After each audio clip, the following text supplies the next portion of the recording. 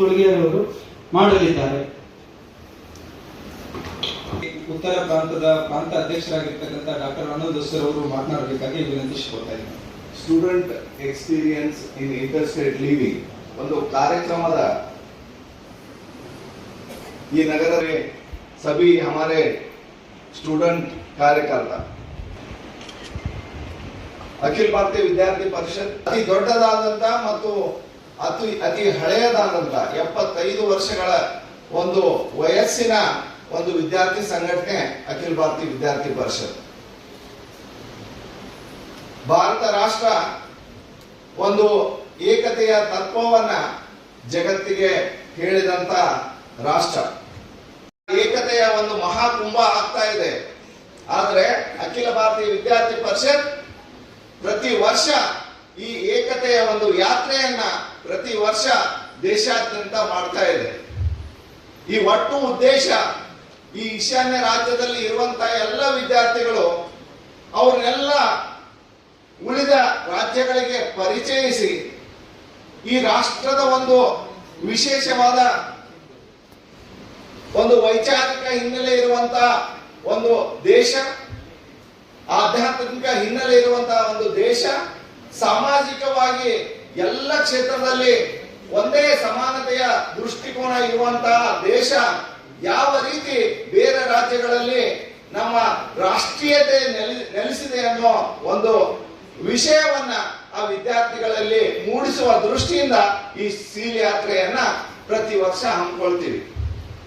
ಈ ವರ್ಷನೂ ಈಶಾನ್ಯ ರಾಜ್ಯಗಳಿಂದ ಸುಮಾರು 280 ವಿದ್ಯಾರ್ಥಿಗಳು ಭಾರತದ ಬೇರೆ ಬೇರೆ ರಾಜ್ಯಗಳಲ್ಲಿ ತಮ್ಮ ಪ್ರವಾಸದಲ್ಲಿ ಇದ್ದಾರೆ. ಈ ಟೀಮ್ ನಲ್ಲಿ ಒಂದು 28 ವಿದ್ಯಾರ್ಥಿಗಳು ಈಶಾನ್ಯ ರಾಜ್ಯಗಳಿಂದ ನಮ್ಮ ರಾಜ್ಯಕ್ಕೆ, ಅದರಲ್ಲೇ ನಮ್ಮ ಉತ್ತರದ ಜಿಲ್ಲೆಗಳಿಗೆ ಅವರೆಲ್ಲ ಬಂದಿದ್ದಾರೆ.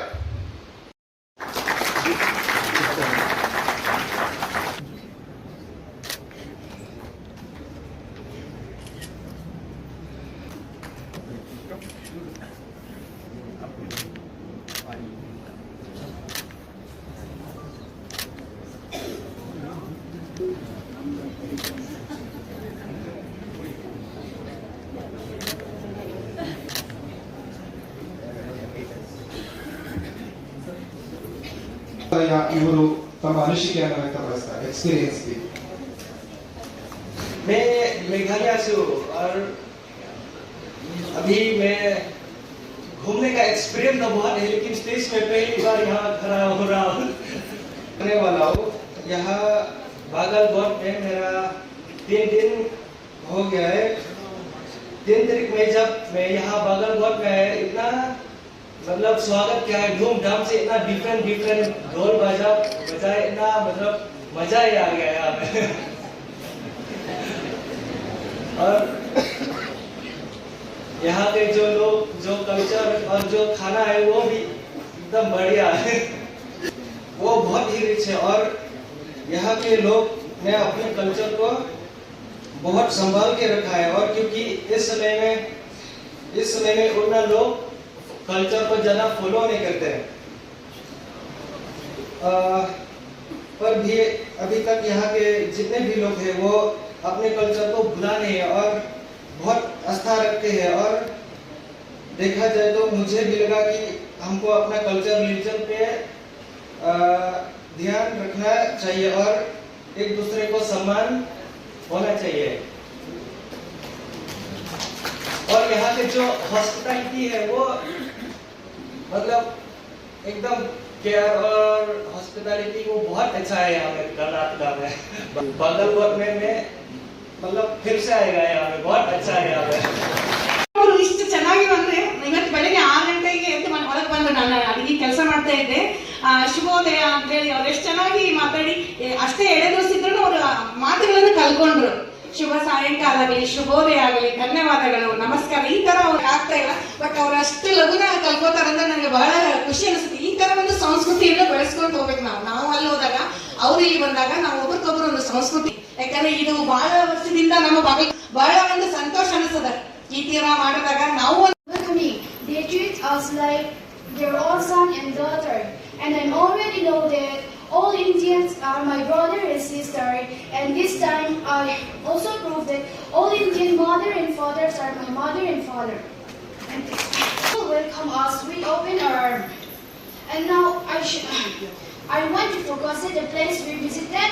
We explored the ancient temple like Badami Temple, Mahakot, and other temples. And the temples we visited are amazing and beautiful.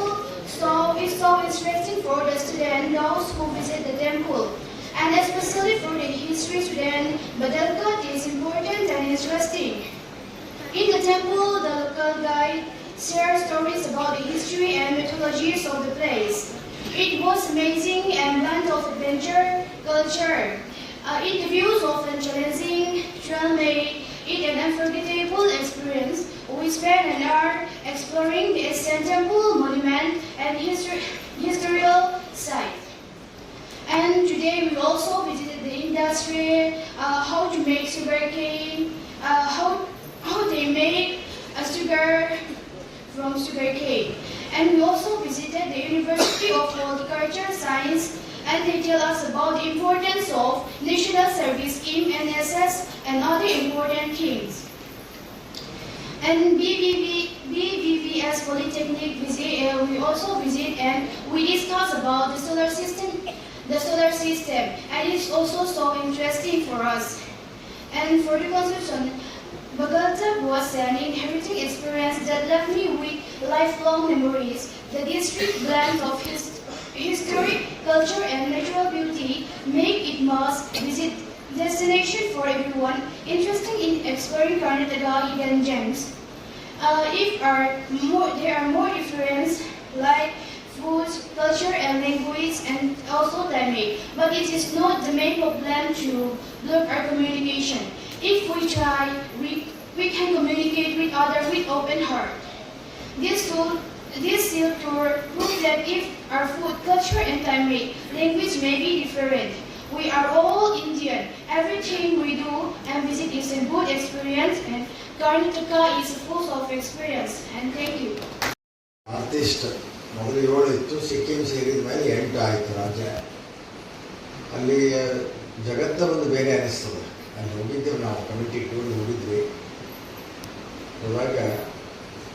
ಅವಾಗ ಬಹಳ ಸೌಲಭ್ಯಗಳ ಕಡಿಮೆ ಇದ್ದು ನಾವು ಮೇಘಾಲಯ, ಅರುಣಾಚಲ ಪ್ರದೇಶ, ಸಿಕ್ಕಿಮು, ತ್ರಿಪುರ ಹೋಗಿದ್ವಿ.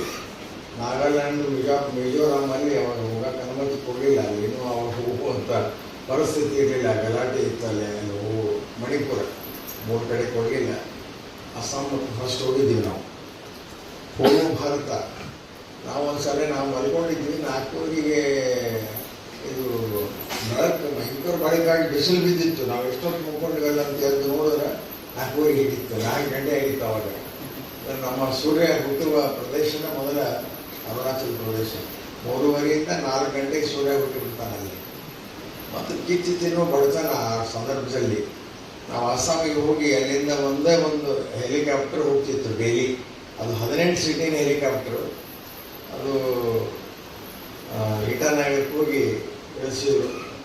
ಅಲ್ಲಿಂದ ಮತ್ತು ಬೇರೆ ಬೇರೆ ಪ್ರದೇಶಕ್ಕೆ ಹೋಗಿ ಮತ್ತು ಅರುಣಾಚಲ ಪ್ರದೇಶಕ್ಕೆ ಬಂದು ನಾವು ಅಲ್ಲಿಂದ ಈ ಕಡೆ ಬಂದ್ವಿ. 85ರಿಂದ 90% ಥಿಕ್ ಫಾರೆಸ್ಟು. ಆ ಹೆಲಿಕಾಪ್ಟರ್ನಾಗ ಕುಂತಾಗ ನೋಡಿದರೆ ಮಳೆ ಬರ್ತದಂತೆ ಯಾರಿಗೂ ಅನಿಸೋದೇ ಇಲ್ಲ. ಅಷ್ಟು ಥಿಕ್ ಫಾರೆಸ್ಟು. ಮತ್ತು ಅದೇನಾರು ಬಿತ್ತಂದರೆ ಯಾರು ಗೊತ್ತೇ ಸಾಧ್ಯವಿಲ್ಲ ಅಂತ ಒಂದು ಸ್ಥಿತಿ ಇತ್ತವಾಗ. ಆದರೆ ಈಗ 10-11 ವರ್ಷದಲ್ಲಿ ಮೋದಿಯವರು ಬಂದ ಮೇಲೆ ಪ್ರತಿ ರಾಜ್ಯಕ್ಕೊಂದು ನಾವು ಹೋದಾಗ ಈ ತ್ರಿಪುರಾಕ್ಕೆ ಬಂದಾಗ ಏರ್ಪೋರ್ಟ್ ಇತ್ತು. ಒಂದು ಕಡೆ ಎಲ್ಲಿ ಏರ್ಪೋರ್ಟ್ ಇರಲಿಲ್ಲ, ಹೆಲಿಪ್ಯಾಡ್ ಇತ್ತು ಬೇರೆ. ಆ ಸಿಕ್ಕಿಂದಲ್ಲಿ ಒಂದು ಹೆಲಿಪ್ಯಾಡ್ ಇತ್ತು. ಮಳೆ ಆಯ್ತು ಅಂದ್ರೆ ಅದು ಎಲ್ಲಿ ಹೋಗಕ್ಕೆ ಅದು ಹೆಲಿಕಾಪ್ಟರ್ ಟೇಕಾಫ್ ಹಾಕಿದ್ದಿಲ್ಲ ಅಂತ ಸ್ಥಿತಿ ಇತ್ತು. ಅಲ್ಲಿ ವಿದ್ಯಾರ್ಥಿಗಳು ಈಗ ಸ್ವಲ್ಪ ಇವರು ಎಲ್ಲ ಹೆಲ್ದಿ ಕಾಣ್ತಾರೆ. ಇಲ್ಲಾಂದ್ರೆ ಅವಾಗ ಅಲ್ಲಿ ಭಾಳ ಬಡತನ. ಅಲ್ಲಿ ಅವ್ರೇನು ಉಣ್ತಿದ್ರು ಅಂತಂದ್ರೆ ಉಪ್ಪು ಅನ್ನನ ಉಪ್ಪಿಗೆ ಹಚ್ಕೊಂಡು, ಉಪ್ಪಿನ ಹಳ್ಳಿಗೆ ಹಚ್ಕೊಂಡು ಊಟ ಮಾಡ್ತಿದ್ರು. ಅಷ್ಟೇ ಊಟ ಅವರು, ಬೇರೆ ಏನೂ ಊಟ ಮಾಡ್ತಿದ್ದಿಲ್ಲ. ನಾವು ಒಂದೇನೋ ಅಲ್ಲಿ ಹುಡುಗರಿಗೆ ಅನುಕೂಲ ಆಗಲಿ ಅಂತ ಒಂದು 50 ಹುಡುಗರು ನಾರ್ತ್ ಈಸ್ಟಿಂದ ನಮ್ಮ ಕಾಲೇಜಿಗೆ ಕರ್ಕೊಂಡು ಬಂದಿದ್ವಿ. ನಮ್ಮ ಸ್ಕೂಲ್ಗಳಿಗೆ ಕಲಿಯಾಕೆ ಹಚ್ಚಿದ್ವಿ. ಒಂದು ಹಾಸ್ಟೆಲ್ ಮಾಡಿ ಇಟ್ಟಿದ್ವಿ. ಆ ಇಟ್ಟ ಊರು ಪಂಚಮುಖಿಯವರು ಇದ್ರು ಅವಾಗ. ಪಂಚಮುಖಿಯವರು ಅದನ್ನೆಲ್ಲ ವ್ಯವಸ್ಥೆ ನೋಡ್ಕೊಂತಿದ್ದು. ಹವಾಮಾನ ಅವರಿಗೆ ಆಗಲಿಲ್ಲ. ಅವರ ಪೇರೆಂಟ್ಸ್ ಮತ್ತು ವಾಪಸ್ ಅವ್ರನ್ನ ಕರ್ಕೊಂಡು ಹೋದ್ರು. ಆದರೆ ಇಂಜಿನಿಯರಿಂಗ್ ಕಾಲೇಜಿನಲ್ಲಿ GOI ಗವರ್ಮೆಂಟ್ ಆಫ್ ಇಂಡಿಯಾ ಕೋಟಾದಲ್ಲಿ ಪ್ರತಿ ವರ್ಷ ಕೋಟಾದಲ್ಲಿ ನಮ್ಮ ನಾರ್ತ್ ಈಸ್ಟ್ ಹುಡುಗರು ಬರ್ತಾರೆ. ಇಲ್ಲ ಬೇಕಾದಷ್ಟು ಜನ ಇಲ್ಲಿ ಕಲಿತು ಹೋದಂಥವ್ರು ಅದ ನಮ್ಮ ಕಾಲೇಜಲ್ಲಿ. ನಾವು ಅಲ್ಲೆಲ್ಲ ಹೋದಾಗ ಅವ್ರು ಬಂದು ಭೇಟಿಯಾಗಿದ್ರು ನಮ್ಗೆ ಅಲ್ಲೆಲ್ಲ.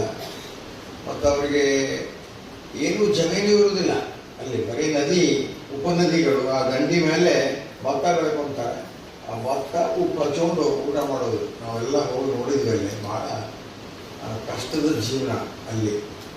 ಇವತ್ತೆಲ್ಲ ಅವರೆಲ್ಲ ಭಾಳ ಅನುಕೂಲಿಸ್ತಾರೆ. ರೈಲ್ವೆ ಹೋಗ್ತಾ ಇದೆ ಅಂತ, ಇನ್ನೂ ಸ್ವಲ್ಪ ದಿನದಾಗ ಎಲ್ಲ ರೈಲು ಮಾರ್ಗ ಆಗಿದೆ. ಪ್ರತಿಯೊಂದು ಸ್ಟೇಟಿಗೆ ಏರ್ಪೋರ್ಟ್ ಆಗಿದೆ, ಮಿನಿ ಏರ್ಪೋರ್ಟ್ ಆಗಿದೆ. ಮಿಲಿಟರಿ ಅವರಂತೂ ಒದ್ದಾಡ್ತಿದ್ರು ಅವಾಗ. ಆದರೆ ಈಗೆಲ್ಲ ಮಿಲಿಟರಿ ಅವರಿಗೆ ಸವಲತ್ತನ್ನು ಪ್ರಧಾನಮಂತ್ರಿಗಳು ಕಲ್ಪಿಸಿಕೊಟ್ಟಾರ. ನೀವು ನೋಡ್ತೀರಿ ಅಟಲ್ ಟನಲ್ಲು ಅವೆಲ್ಲ ಜಮ್ಮು ಕಾಶ್ಮೀರದಲ್ಲೆಲ್ಲ ಹೋಗೋದು ಅಂದ್ರೆ ಅವಾಗ ಭಾಳ ಕಷ್ಟ ಇತ್ತು. ಈಗೇನು ಭಾಳ ರಾಜಮಾರ್ಗಗಳು, ನ್ಯಾಷನಲ್ ಹೈವೇ ಟೈಪ್ ಅಲ್ಲೆಲ್ಲ ಆಗಿ ನಾರ್ತ್ ಈಸ್ಟ್ ಮೊದಲು 7 ಜಿಲ್ಲೆ, ಈಗ 7 ರಾಜ್ಯ, ಈಗ 8 ರಾಜ್ಯದಲ್ಲಿ ಸಾಕಷ್ಟು ಸೌಲಭ್ಯ, ಮೂಲಭೂತ ಸೌಲಭ್ಯವನ್ನು ಈ ಪ್ರಧಾನಮಂತ್ರಿಗಳು ಮಾಡ್ಯಾರ. ಅವರಿಗೆಲ್ಲ ಅನುಕೂಲ ಆಗ್ಯದ ಅಲ್ಲಿ ವಿದ್ಯಾರ್ಥಿನಿಯರಿಗೆ. ಮತ್ತು ಈಗ ಅವರು ಬೇರೆ ಬೇರೆ ಪ್ರದೇಶಕ್ಕೂ ಕೂಡ ಬರುವಂಥ ವ್ಯವಸ್ಥೆ ಆಗಲ್ಲ. ಈಗ ಬಂದು ನೋಡ್ರಿ ಎಲ್ಲ ನಿನ್ನೆಯಿಂದ ಮೊನ್ನೆ ಬಂದಾರ. ನಿನ್ನೆ ಎಲ್ಲ ಕಡೆ ಹೋಗ್ಬಂದ್ರು, ಇವತ್ತು ಕೆಲವು ಕಡೆ ವಿಸಿಟ್ ಮಾಡಿದ್ರು, ಮತ್ತು ನಾಳೆ ಹುಬ್ಬಳ್ಳಿಗೆ ಹೋಗುವಂಥದ್ದು. ಅಂದರೆ ಅಲ್ಲಿ ಭಾಷಾ, ಈ ಹಿಂದಿ ಚೆನ್ನಾಗಿ ಮಾತಾಡಿದ್ರು ಅವರು. ಹಿಂದಿ ಮಾತಾಡೋದಂದ್ರೆ ಇಲ್ಲ ಅವ್ರು ತಮ್ಮ ಮಾತೃಭಾಷಾ. ಅಲ್ಲೆಲ್ಲ 8 ರಾಜ್ಯ ಅಂದರೆ 8 ಭಾಷಾ ಬೇರೆನ. ಮಿಜೋ ಭಾಷಾ, ನಾಗಾಲ್ಯಾಂಡದಲ್ಲಿ ಒಂದು ಭಾಷಾ, ಅಸ್ಸಾಮಿ ಭಾಷಾ, ಬೇರೆ ಭಾಷಾನೇ ಇರಲಿಲ್ಲ. ಅವರು ಅದನ್ನು ಮಾತಾಡಿದ್ರು. ಅವ್ರು ಏನು ಮಾತಾಡ್ತಾರೆ ನಮಗೂ ತಿಳಿತಿರಲಿಲ್ಲ. ಅಂದ್ರೆ ಈಗ ಆ ಬಾಂಗ್ಲಾದೇಶದಿಂದ ಅಲ್ಲೆಲ್ಲ ಜನ ಬಂದು ಬಂದು ಬಂದು ಅಲ್ಲಿ ಕಲ್ಚರನ್ನು ಹಾಳು ಮಾಡಿದ್ರು. ಇತ್ತೀಚೆಗೆ ಅದರದ್ದೆಲ್ಲ ಸುಧಾರಣೆ ಆಗ್ತಾ ಇದೆ. ಅದು ಕೂಡ ನೀವು ನೋಡಿ, ನಮ್ಮ ಇಂಡಿಯಾದ ನಕಾಶೆ, ಭಾರತದ ನಕಾಶೆ ನೋಡಿದ್ರೆ ಅದು ಒಂದು ಸಣ್ಣ ಮೂಲೆಯೊಳಗೆ ಅದಕ್ಕೆ ಲಿಂಕ್ ಎಷ್ಟೈತೆ ನೋಡ್ರಿ, ಸ್ವಲ್ಪ ಲಿಂಕ್ ಐತಿ ಅವ್ರ 8 ರಾಜ್ಯಕ್ಕೆ. ಆದರೆ ಇವತ್ತು ಮುಖ್ಯ ಒಂದು ವಾಹಿನಿಯಲ್ಲಿ ಅವರು 8 ರಾಜ್ಯದ ಜನ ಬರ್ತಾ ಇದ್ದಾರೆ. ಅಲ್ಲಿ ಸಾಕಷ್ಟು ನಾರ್ತ್ ಈಸ್ಟಕ್ಕೆ ಒಂದು ಮಿನಿಸ್ಟ್ರಿನ ಕ್ರಿಯೇಟ್ ಮಾಡಿ, ಹೊಸ ಮಂತ್ರಾಲಯ ಮಾಡಿ ಅವರಿಗೆ ಅಭಿವೃದ್ಧಿಗೆ ಆಸ್ಪದ ಮಾಡಿಕೊಟ್ಟಾರೆ ಇವತ್ತಿನ ಸರ್ಕಾರ, ಪ್ರಧಾನಮಂತ್ರಿಗಳು. ಅದರಿಂದ ಅವರಿಗೆ ಭಾಳಷ್ಟು ಅನುಕೂಲ ಆಗಿದೆ. ಅವೆಲ್ಲ ವಿದ್ಯಾರ್ಥಿನಿಯರು ಇಲ್ಲಿ ಬಂದು ಇನ್ನೂ ಕೂಡ ಕಲ್ಚರಲ್ ಆ್ಯಕ್ಟಿವಿಟೀಸನ್ನು ಮಾಡಬಾರ್ದಾರೆ. ಅವರು ಪ್ರತಿ ವರ್ಷ ಈ ರೀತಿ ಬರಲಿ. ಈ ಭಾರತ ನಮ್ಮದು, ಈ ದೇಶ ನಮ್ಮದು ಅನ್ನೋ ಭಾವನೆ ಅವರಿಗೆ ಬರಬೇಕು. ಮತ್ತು ಇಲ್ಲಿಯವರೆಲ್ಲ ನೋಡಿ, ನಮ್ಮ ಸಂಘಟಕರು ಅಲ್ಲಿಗೆ ಹೋಗಿ ಎಷ್ಟು 16 ವರ್ಷ ಆತಂದು. ನಮ್ಮ ಮಂಗಲಿಗೆ ಹೋಗಿ 16 ವರ್ಷ ಆಯ್ತು. ಅಂತಲ್ಲಿದ್ದು ಕೆಲಸ ಮಾಡ್ತಾರೆ ಅಂದರೆ ಭಾಳ ದೊಡ್ಡ ಕೆಲಸ. ನಾವು ಎಲ್ಲಿ 2-3 ದಿನ ಊರಿಗೆ ಹೋದ್ವಿ ಅಂದ್ರೆ ಮತ್ತೆ ಯಾವಾಗ ವಾಪಸ್ ಬಡಿ ಬರ್ತೀವಿ ಅನ್ನುವಂಥ ವಾತಾವರಣ ಇರ್ತದೆ. ಅಷ್ಟು 15-16 ವರ್ಷಗಳಿಂದ ಅಂಥ ಏರಿಯಾದೊಳಗಿಂದ ಕೆಲಸ ಮಾಡೋದು ಕೂಡ ಭಾಳ ಕಷ್ಟದ ಕೆಲಸ. ಇಂಥವರೆಲ್ಲ ಅಲ್ಲಿ ಕೆಲಸ ಮಾಡ್ತಾರೆ ಅಂತೇಳಿ ಇವತ್ತು ಆ ವಿದ್ಯಾರ್ಥಿಗಳು ಇಲ್ಲಿ ಬರೋದು ಸಾಧ್ಯ ಆಗಿದೆ. ವಿದ್ಯಾರ್ಥಿ ಪರಿಷತ್ತಿನ ಮುಖಾಂತರ ಇನ್ನೂ ಅವ್ರನ್ನ ಈ ಎಲ್ಲ ಭಾಗದಲ್ಲಿ ಜೋಡಿಸುವಂಥ ಕೆಲಸ ಆಗಲಿ ಅಂತೇಳಿ ಹಾರೈಸಿ ಅವರಿಗೆಲ್ಲರಿಗೂ ಶುಭ ಕೋರಿ ಎರಡು ಮಾತುಗಳು ನಾವು ಕೊಡ್ತೇನೆ. 238 ಪ್ರತಿನಿಧಿಗಳು ಈಶಾನ್ಯ ರಾಜ್ಯದ 8 ರಾಜ್ಯಗಳಿಂದ 8 ತಂಡಗಳಾಗಿ ಹುಟ್ಟಿದ್ದಾರೆ. ಅದರಲ್ಲಿ ಇದು 6ನೇ ತಂಡ. ಈ ತಂಡದ ಕೋಆರ್ಡಿನೇಟರ್ ಆಗಿರ್ತಕ್ಕಂಥ ಅಕ್ಷಯ್ ಅವರು ತಮ್ಮ ಶೀಲ್ ಯಾತ್ರೆಗೆ ಸಂಬಂಧಪಟ್ಟಂತೆ ವಿಷಯವನ್ನ ಪ್ರಸ್ತಾಪ. अलग भाषा अलग वेश, हिमालयात किरीटिनम ब्रह्म राज्यस्य रत्नाड्या वंदे भारत मातरम. हमारे परिवारों के वचनों से और हमारे जो कार्यकर्ता, जो शील प्रतिनिधि थे, उनके अनुभव कथन से पूर्ण रूप से, वास्तविक रूप से आपके पास पहुंच चुका है. अखिल भारतीय विद्यार्थी परिषद ने 1965 में इस शील यात्रा की शुरुआत की कि हम आजादी के इतने साल पूरे हो गए, फिर भी हमारे भारत का महत्वपूर्ण भाग, जैसे संस्कृति, सुंदरता, निसर्ग से नटा हुआ ऐसा प्रदेश आज भी हमारे भारत के शेष भारत से जुड़ा हुआ नहीं है. अभी भी हम मन में दूरी है, ये भाव उनको प्रकट हुआ और इसी भाव को सोचते हुए उन्हें 1965 में पीवी आचार्य नाम के एक व्यक्ति ने कुछ छात्रों को लेकर नॉर्थ ईस्ट से मुंबई का रास्ता तय किया. जब मैं इस यात्रा की शुरुआत करता हूँ तो इस यात्रा की शुरुआत में मैं अपने भारत के स्वतंत्रता के लिए और हमारे भारत के रक्षा के लिए जो महान योद्धाओं ने बलिदान दिया उन सभी को स्मरण करना चाहूंगा। जब मैं नॉर्थ ईस्ट की बात करता हूँ तो नॉर्थ ईस्ट में एक ऐसे महान नायक हो चुके हैं जिन्होंने मुगलों को कभी भी ब्रह्मपुत्र क्रॉस नहीं करने दिया। ऐसे महान लाचित बरफुकन को मैं याद करना चाहूंगा कि जो ತುಂಬಾ ಭಾಷಣದಲ್ಲಿ ಅವರು ಒಂದು ಸತಿ ನಮಸ್ತೆ ನಾರ್ತ್ ಈಸ್ಟ್ ಹೆಂಗ್ ಕನೆಕ್ಟ್ ಆಗುತ್ತೆ ಅಂತಕ್ಕಂಥದ್ದು ಹೇಳಿದ್ರು. ನಮಸ್ತೆ NAMASTE, N ಮೀನ್ಸ್ ನಾರ್ತ್ ಅಥವಾ Nagaland, A means Arunachal and Assam, M means Manipur, Mizoram ಮತ್ತು ಮೇಘಾಲಯ, ಮತ್ತು A means Assam again, T means Tripura and S ಮೀನ್ ಅದರಲ್ಲಿ S ಕೂಡ ಇದೆ ಸಿಕ್ಕಿಂ ಅಂಡ್ ಲಾಸ್ಟ್ ಗೆ E ಅಂದ್ರೆ ಈಸ್ಟ್. ಮೊದಲನೇ ಅಕ್ಷರ N, ಕೊನೆ ಅಕ್ಷರ E ಅಂದ್ರೆ ನಾರ್ತ್ ಈಸ್ಟ್ ಮೀನ್ಸ್ ಒಟ್ಟು 7 ರಾಜ್ಯದ ಜೊತೆಗೆ 8 ಮತ್ತು ಸಿಕ್ಕಿಂ ಪ್ಲಸ್ ಮಾಡಿದ್ರೆ ಅದ್ರಲ್ಲಿ ನಮಸ್ತೆಯಲ್ಲಿ ನಾರ್ತ್ ಈಸ್ಟ್ ಇದೆ ಅಂತಕ್ಕಂಥದ್ದು. ಹೀಗಾಗಿ ಅಷ್ಟಲಕ್ಷ್ಮಿ ನಮಸ್ತೆ ಅಂತ ಅವ್ರು ಕರೀತಿದ್ರು. ಕಾಶ್ಮೀರ್ ಹೋಗ್ಯಾ ಗುವಾಹಟಿ ಅಲ್ಲ, ಇವತ್ತು ಬಾಗಲಕೋಟೆಯ ಗುವಾಹಟಿ ಅಂತಲೂ ನಾರ ಹಾಕಿದ್ದಾರೆ. ಹಾಗೆ ತುಂಬಾ ನಾರಗಳು ಇತ್ತೀಚೆಗೆ ಬಂದಿದ್ದಾವೆ. ಅಂದ್ರೆ ಕೇವಲ ಗುವಾಹಟಿ ಜೋಡಣೆ ಆಗಿರ್ತಕ್ಕಂಥ ಶಬ್ದಗಳೆಲ್ಲ ಪೂರ್ವೋತ್ತರ ರಾಜ್ಯದ ಎಲ್ಲಾ ಕೇಂದ್ರದ ರಾಜಧಾನಿಗಳಲ್ಲಿ ಕೂಡ ಜೋಡಣೆ ಆಗ್ತಕ್ಕಂಥ ಪ್ರದೇಶದಲ್ಲಿ ನಮ್ಮ ಕೆಲಸ ನಡೀತಾ ಇದೆ. ಇದಕ್ಕೋಸ್ಕರ ಶಬ್ದಗಳು ಬರ್ತಾ ಇದೆ ಅನ್ನೋದು ಈ ಸಂದರ್ಭದಲ್ಲಿ ನಾನು ಹೇಳಿ ಇಷ್ಟಪಡ್ತೀನಿ. ನಿನ್ನೆ ನಾನು ತುಂಬಾ ಜನ ಸಿವಿನ ವಿದ್ಯಾರ್ಥಿಗಳಿಗೆ ಸಂವಾದ ಮಾಡ್ತಾ ಇದ್ದೆ. ನಾವೆಲ್ಲ ಗುಜರಾತಿಂದ ಬಂದಿದ್ದೇವೆ. We are coming from Gujarat. Gujarat peoples are very sweet eating and sweet talking ಅಂತ ಹೇಳಿದ್ರು. ಅಂದ್ರೆ ಗುಜರಾತಿ ಜನ ತುಂಬಾ ಸ್ವೀಟ್ ಅಂತ ತಿಂತಾರೆ ಮತ್ತು ಸ್ವೀಟ್ ಆಗಿ ಮಾತಾಡ್ತಾರೆ. ಅದೇ ರೀತಿ ಬಾಗಲಕೋಟೆ ಜನರ ಬಗ್ಗೆ ಅವರು ಹೇಳಿದ್ರು. ನಾನು ಹೇಳೋದು ಮಾತಾಡ, ಬಾಗಲಕೋಟೆ ಜನ they are talking small loudly but their soul is very pure and hardly ಅಂತಕ್ಕಂಥದ್ದು ಹೇಳಿದ್ರು. ನನ್ನ ಶಬ್ದಗಳೆಲ್ಲ ಸೀನಲ್ಲಿ ಇರ್ತಕ್ಕಂಥ 3-4 ದಿವಸದ ಅನುಭವದ ವಿದ್ಯಾರ್ಥಿಗಳಿರ್ತಕ್ಕಂಥದ್ದು ಶಬ್ದಗಳು. When I went to Assam in 2004, initial days I went to Guwahati city to purchase some house materials. Then after that I wanted to go to some Shiva temple. So I asked that store fellow, any nearby Shiva temple here? They told, "Kya puch rahe ho aap? What are you talking? The whole Assam is full of Shiva temples." At that time only I realized it, because there is a famous dynasty, ನಮ್ಮ ಕರ್ನಾಟಕ ರಾಜ್ಯದಲ್ಲಿ ದಕ್ಷಿಣ ಭಾರತದಲ್ಲಿ ಇರತಕ್ಕಂಥ ಒಳ್ಳೆ dynasty. There is a very famous dynasty in Assam called Ahom dynasty, and they came from China, but they adopted Lord Shiva as their home god. And come together, come forward.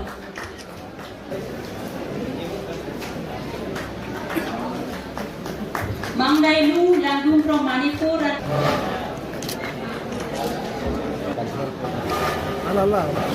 Please Dora Suting from Meghalaya. Ritimshi R Sangma from Meghalaya.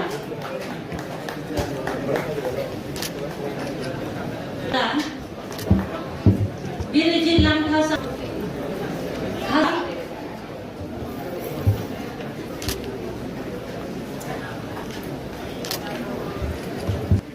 Ryuben Lalchung Nunga from Mizoram. From Arunachal Pradesh. Shiliu Maniu from Arunachal.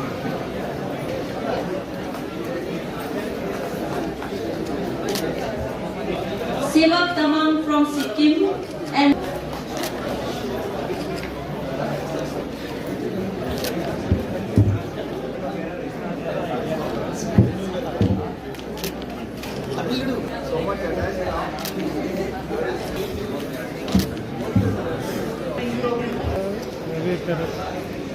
Gracias.